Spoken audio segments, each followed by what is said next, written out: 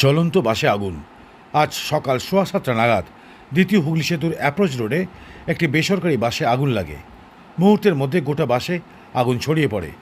দাউ দাউ করে জ্বলতে থাকে গোটা বাসটি। খবর পেয়ে ঘটনাস্থলে ছুটে আসে হেস্টিংস থানার পুলিশ।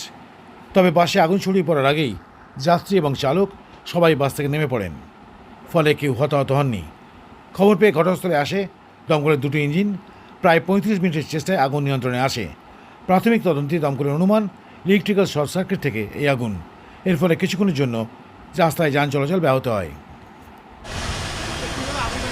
আগুন কীভাবে লেগেছে এটা বোঝা যাবে না। আগুন নিয়ন্ত্রণে আছে, কোনো হাওয়া তো হয়নি, সব ঠিক আছে। এখন এই আমতার দিকে ধর্মতলা রুটে গাড়ি ছিল, প্যাসেঞ্জার সব বেরিয়ে গেছিলো গাড়ি থেকে, কোনো প্যাসেঞ্জার নেই। 7টার সময় আমরা এসেছি। পঙ্কজ কুমার চৌধুরী, স্টেশন অফিসার পিঠে যাবো। হ্যাঁ, বাসে ছিলাম।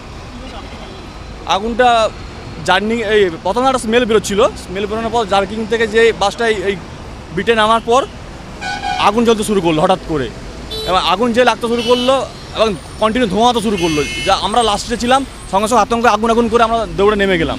নেমে যাওয়ার পর আমরা কিছুক্ষণ এগোনোর পর দেখলাম কন্ট্রাক্টর এলো বা ড্রাইভার এলো, কিছু করতে পারলো না। করার পর আগুন কন্টিনিউ করতে হলো। সবাই আমরা যতজন বাসে যাত্রী ছিলাম ভর্তি, তো আমরা নেমে বাইরে দৌড়ে চলে গেলাম। এটা পাইস জেট ছিল, আমতা ধর্মতলা। আগুন লেগেছে 7টা থেকে 7:05-এর মধ্যে। যাত্রী 25 জন। না, আর কিছু হয়নি। আমি যাবো ধর্মতলা, তারনাথ মণ্ডল।